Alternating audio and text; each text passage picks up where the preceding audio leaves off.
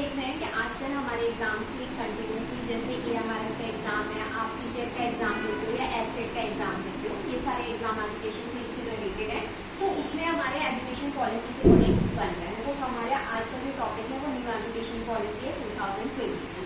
सबसे पहले हम ये बात करते हैं जो न्यू एजुकेशन पॉलिसी है, ये कौन से नंबर की पॉलिसी है, इससे पहले और कितनी पॉलिसीज आ चुकी हैं। तो इससे पहले एजुकेशन की फील्ड में 2 पॉलिसी आ चुकी है, एक हमारी आई थी 1968 में, फर्स्ट सेकेंड हमारी आई थी 1986 में, एंड थर्ड एजुकेशन पॉलिसी ये आती है 2020 में। जस्ट इन दोनों के बीच में अगर हम लेकर चलें तो 34 ईयर का गैप है, मतलब आफ्टर 34 ईयर हमने न्यू एजुकेशन पॉलिसीज को इंट्रोड्यूस किया है, जो कि है 2020 में।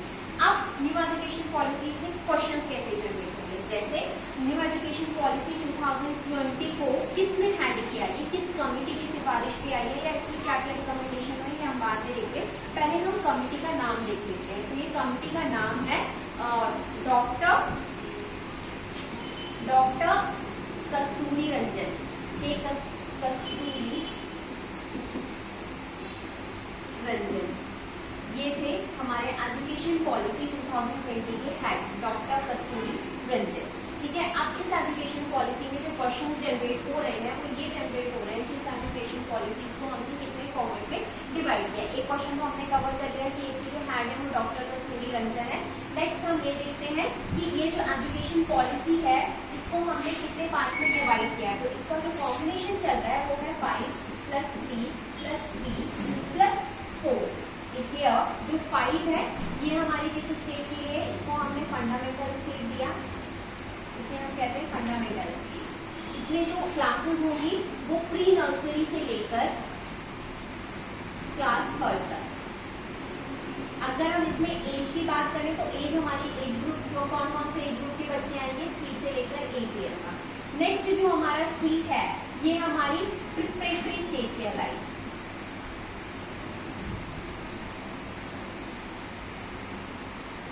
प्रिपरेटरी स्टेज है, ठीक है, इसमें हमारी जो क्लास इंक्लूड होंगी वो 3 to 5 होगी, एज होगी 8 से 11 साल की। नेक्स्ट जो हमारा 3 है वो एज यूजुअल जैसे हमारी पहले होती थी मिडिल एज, जिसमें हम कौन सी क्लास को इंक्लूड करेंगे, क्लासेस होंगी 6 to 8।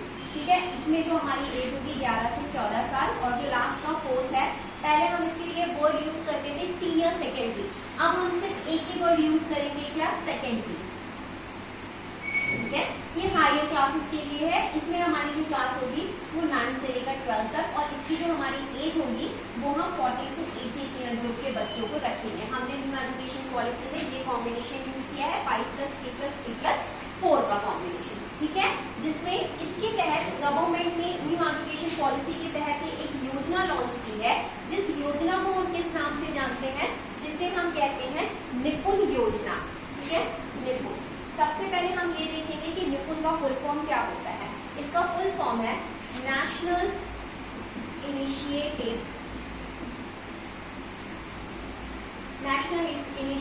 Of proficiency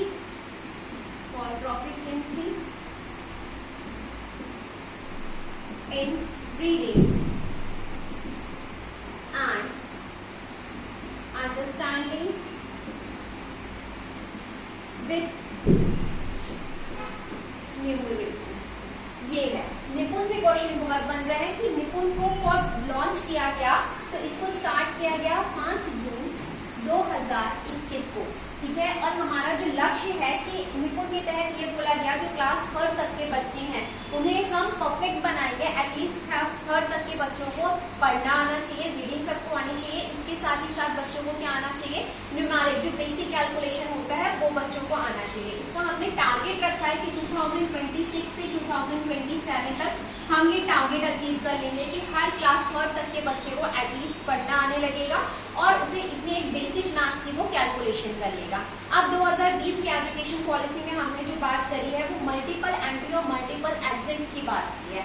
multiple entry और मल्टीपल एग्जिट्स क्या है, पहले अब हम ये देखते हैं। तो मल्टीपल एंट्री और मल्टीपल एग्जिट्स ये है, जैसे पहले क्या होता था, ये जनरली सिर्फ हायर एजुकेशन में बात की गई है। पहले ये होता था अगर बच्चा कॉलेज में जा रहा है और उसने फर्स्ट ईयर या सेकेंड ईयर भी कर लिया, but due to some reason उसकी फाइनेंशियल प्रॉब्लम हो गई है, फैमिली इशू की वजह से उसका 3rd ईयर नहीं हो पाया, तो इस कंडीशन में हम क्या करते थे, बच्चे बच्चे को अगेन फिर से स्टार्ट क्लास शुरू करनी पड़ती थी first year and second year, उसके पास कोई डिग्री नहीं होती थी।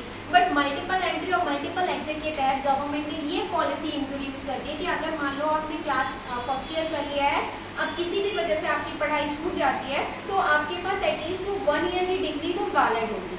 इसके साथ साथ गवर्नमेंट ने इंटीग्रेटेड कोर्स को लॉन्च किया है। इंटीग्रेटेड कोर्स में क्या होगा, जैसे पहले हम कोई भी ग्रेजुएशन करते थे वो हमारा 3 ईयर का होता था, उसके बाद हम बीएड करते थे, उसके बाद हम किसी पोस्ट ग्रेजुएशन सब्जेक्ट के लिए जाते थे और उसके बाद हम पीएचडी करते थे। अब गवर्नमेंट ने क्या बोला, अगर आप इंटीग्रेटेड कोर्स करते हैं, इंटीग्रेटेड इन द सेंस कोई 3 साल का कोर्स, उसके साथ आपको 3 साल के कोर्स को उन्होंने 4 साल का कर दिया।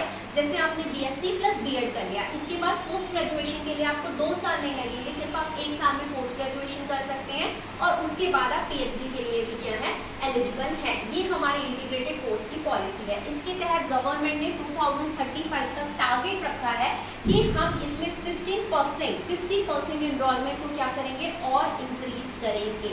और जो सबसे अच्छी बात हमारी न्यू एजुकेशन पॉलिसी में की गई है वो ये की गई है कि अभी तक बजट में हमारे जीडीपी का एजुकेशन में हम जनरली कितना पैसा देते थे, ज़्यादा से ज़्यादा हम अपने बजट में जीडीपी का 2.3% ऑफ जीडीपी का हम अपना बजट देते थे। लेकिन गवर्नमेंट ने कहा कि अब ऐसा नहीं होगा, अब एटलीस्ट हमें अपनी जीडीपी का कितना परसेंट बजट में देना पड़ेगा, दैट इज इन 6%। तो हमें अपने बजट का अपनी एजुकेशन सेक्टर में इन्वॉल्व करना पड़ेगा। ये गवर्नमेंट का टारगेट है न्यू एजुकेशन पॉलिसी के तहत।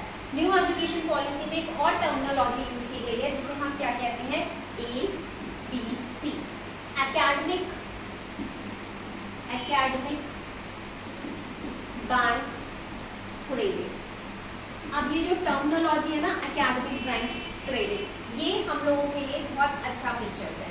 अब ये bank credit in the sense उसमें कोई पैसे नहीं आएंगे, बट आपने देखा होगा जैसे हमारे सीटेट या अदर चीज़ के लिए हमने डिजी लॉकर लॉन्च किया हुआ है, वैसे ही गवर्नमेंट ने बोला कि अगर कोई बच्चा किसी गवर्नमेंट के लिए या कहीं भी उसे डॉक्यूमेंट वेरिफिकेशन लेना है तो हम लॉन्च करेंगे एकेडमिक बैंक क्रेडिट, जिसमें बच्चे की इनिशियली स्टेट से लेकर फ्रॉम द 10th से लेकर अप टू जितना भी इसने क्वालिफिकेशन गेन की है सारी मार्कशीट रखी जाएगी। अब मान लो उसे डॉक्यूमेंट वेरिफिकेशन करवाना है, वो डायरेक्ट लिंक के थ्रू क्या करवा सकता है, अपना डॉक्यूमेंट वेरिफिकेशन करवा सकता है। तो ये बहुत अच्छी फैसिलिटी इंट्रोड्यूस करवाई गई है न्यू एजुकेशन पॉलिसी के तहत। इसके अलावा हमारे न्यू एजुकेशन पॉलिसीज में और भी बहुत सारी बातें की गई हैं, जैसे कि हमें 3 टायर लैंग्वेज पे फोर्स दिया गया है। और ये जो 3 टायर लैंग्वेज है वो बातें तो हमारे एनसीएफ 2005 में भी की गई थी, बट इसमें क्या कहा गया है कि जो 3 लैंग्वेज होंगे उसमें से एटलीस्ट 2 तो इंडियन लैंग्वेज ही होनी चाहिए।